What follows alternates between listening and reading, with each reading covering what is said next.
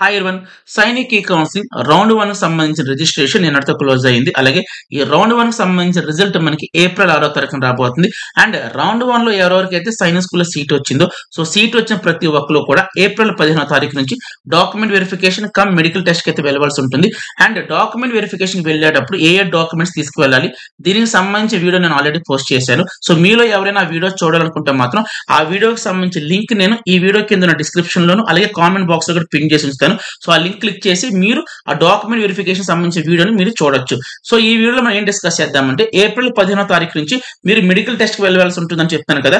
అసలు మీరు సైనిక్ స్కూల్ సంబంధించి మెడికల్ టెస్ట్ ఎక్కడ చేస్తారు, అలాగే మెడికల్ టెస్ట్ లో మన పిల్లలకి ఏం చెకప్ చేస్తారు, సో ఈ రెండు పాయింట్స్ గురించి మనం ఈ వీడియోలో అయితే డిస్కస్ చేద్దాం. అండ్ మెయిన్ ఇంపార్టెంట్ పాయింట్ ఏంటంటే కొంతమంది పేరెంట్స్ మెడికల్ టెస్ట్ అనగానే ఏం చేస్తున్నారంటే సైనిక్ స్కూల్ అఫీషియల్ వెబ్సైట్ లో ఒక మెడికల్ ఫిట్నెస్ సర్టిఫికేట్ ఉందండి. ఆ సర్టిఫికేట్ డౌన్లోడ్ చేసుకొని ఏదో ఒక హాస్పిటల్ కి వెళ్ళి ఆ సర్టిఫికేట్ మీద సైన్ చేపిస్తున్నారు. సో మీరు అర్థం చేసుకోవాల్సిన పాయింట్ ఏంటంటే ఆ సర్టిఫికేట్ ని సైన్స్ స్కూల్ వాళ్ళైతే యాక్సెప్ట్ చేయరు. ఎందుకంటే సైన్స్ స్కూల్స్ ప్రకారం ఏంటంటే వాళ్ళు చెప్పిన ఏదైతే హాస్పిటల్ వాళ్ళు చెప్తారో ఆ హాస్పిటల్లో మాత్రమే మీరు మీ పిల్లలకు సంబంధించి మెడికల్ టెస్ట్ అయితే చేయించాల్సి ఉంటుంది. ఇంకా క్లియర్ గా చెప్పాలంటే ఏప్రిల్ 15వ తారీఖున మీరందరూ కూడా డాక్యుమెంట్ వెరిఫికేషన్ అలాగే మెడికల్ టెస్ట్ కి వెళ్తారు కదండి. సో ఆ రోజు ఏం చేస్తారంటే వాళ్ళు ఒక మెడికల్ ఫిట్నెస్ ఫామ్ ఇస్తారు. అలాగే ఇచ్చి వాళ్ళు ఏం చెప్తారు, పలానా హాస్పిటల్ పేరు చెప్పి అక్కడ టెస్ట్ చేయించుకొని రమ్మంటండి. కేవలం వాళ్ళు చెప్పిన హాస్పిటల్లో మాత్రమే టెస్ట్ చేయించుకోవాలి. మీరు ఇంకే హాస్పిటల్లో చేయించుకొచ్చి ఆ సర్టిఫికేట్ ఇచ్చినా వాళ్ళైతే యాక్సెప్ట్ చేయరు. ఎందుకంటే ప్రతి సైనిక్ స్కూల్ కూడా అంటే సైనిక్ స్కూల్ ఏ ఊర్లో అయితే ఉంటుందో ఆ ఊర్లో ఉన్న ఏదో ఒక హాస్పిటల్ టైఅప్ అయి ఉంటుంది. సో ఈ విధంగా మనకి ఫర్ ఎగ్జాంపుల్ ఏదైనా సైనిక్ స్కూల్లో సీట్ వచ్చింది అనుకోండి, సో ఆ ఊర్లో వాళ్ళు ఏదైతే హాస్పిటల్ చెప్తారో ఆ హాస్పిటల్కి వెళ్ళి మాత్రమే మెడికల్ టెస్ట్ చేయించుకోవాల్సి ఉంటుంది. సో ఫస్ట్ మనం ఏం చేద్దాం అంటే ఫస్ట్ అసలు ఫర్ ఎగ్జాంపుల్ మనకి ఏదైనా సైన్స్ స్కూల్లో సీట్ వచ్చింది అనుకోండి, సో ఆ సైన్స్ స్కూల్ సంబంధించిన హాస్పిటల్ ఎక్కడ ఉందో అసలు చూద్దాం. ముందు ఇదిగోండి list of medical hospitals existing science schools. Existing అంటే ఏంటి, old science schools. For example మన పిల్లలకి కలికిరిలో సీట్ వచ్చింది అనుకుందాం. సో కలికిరిలో వచ్చినప్పుడు ఇదిగోండి ఆ కలికిరికి సంబంధించిన టైఅప్ అయిన హాస్పిటల్ ఏంటంటే ఇక్కడ చూడండి గవర్నమెంట్ హాస్పిటల్ పీలేరు. సో పీలేరులో ఉన్న అంటే ఇది మన కలికిరిలో దగ్గరలో ఉంటుంది పీలేరు. సో పీలేరులో ఉన్న గవర్నమెంట్ హాస్పిటల్లో మాత్రం మెడికల్ టెస్ట్ చేయించవలసి ఉంటుంది. అండ్ ఇంకో హాస్పిటల్ కూడా ఉంది, రుయా హాస్పిటల్. ఇది ఎక్కడ తిరుపతిలో. సో ఈ రెండిట్లో ఏదో ఒక హాస్పిటల్ చేయించారు, అది కూడా మెన్షన్ చేస్తారు. ఇదంతా ఎప్పుడు జరుగుద్ది అంటే మీరు ఎప్పుడైతే డాక్యుమెంట్ వెరిఫికేషన్కి వెళ్తారో ఆ రోజు వాళ్ళు చెప్తారు, ఒక ఫామ్ ఇచ్చి ఆ హాస్పిటల్కి వెళ్ళి చెకప్ చేయించుకొని రండి అంటారు.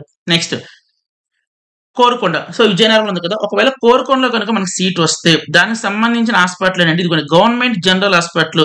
సో విజయనగరం కంటోన్మెంట్ లో ఉన్న గవర్నమెంట్ జనరల్ హాస్పిటల్ మాత్రం టెస్ట్ చేయించుకోవాల్సి ఉంటుంది.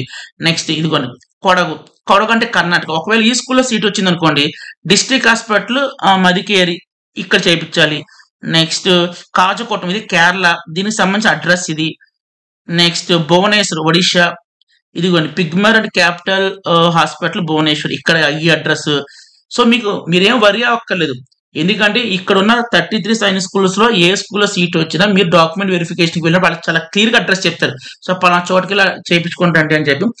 అండ్ ఇంకొక పాయింట్, మీలో ఎవరైనా సరే ఈ 33 సైనిక్ స్కూల్ సంబంధించి టైఅప్ అయిన హాస్పిటల్ లిస్ట్ అంతా చూడాలనుకుంటే మాత్రం మీరు ఈ కౌన్సిలింగ్ అయితే అప్లై చేసుకున్నారు కదా, ఆ అఫీషియల్ వెబ్సైట్ లోకి వెళ్ళి అక్కడ స్టాండర్డ్ ఆపరేటింగ్ ప్రొసీజర్ SOP అనే PDF ఉంటుంది. సో ఆ PDF డౌన్లోడ్ చేసుకొని ఆ PDF లో 29th పేజ్కి వచ్చి చూసుకోండి, ఇవన్నీ ఉంటుంది.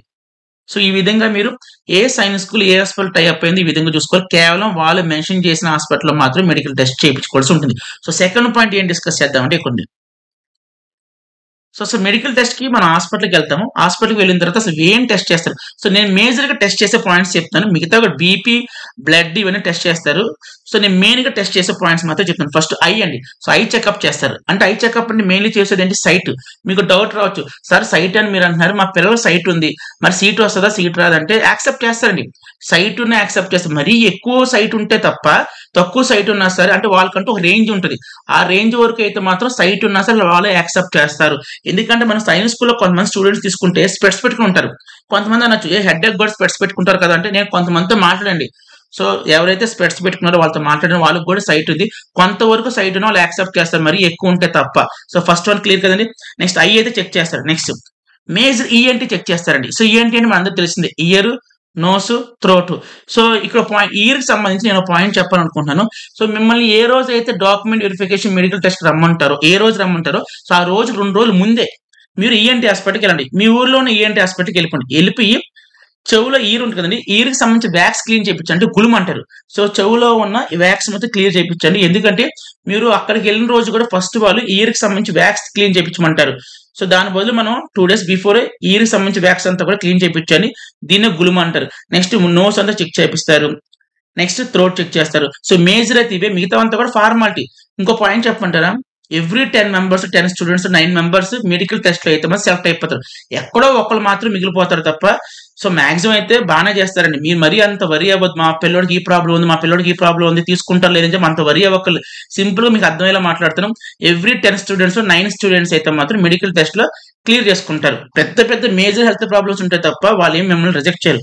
సో ఈ వీడియో అయితే అందరికి అర్థమని చెప్పి అనుకుంటున్నాను. వీడియోని లైక్ చేయండి, కామెంట్ చేయండి, మన ఛానల్ సబ్స్క్రైబ్ చేయాలంటే ఛానల్ సబ్స్క్రైబ్ చేయండి. Thanks so much and by.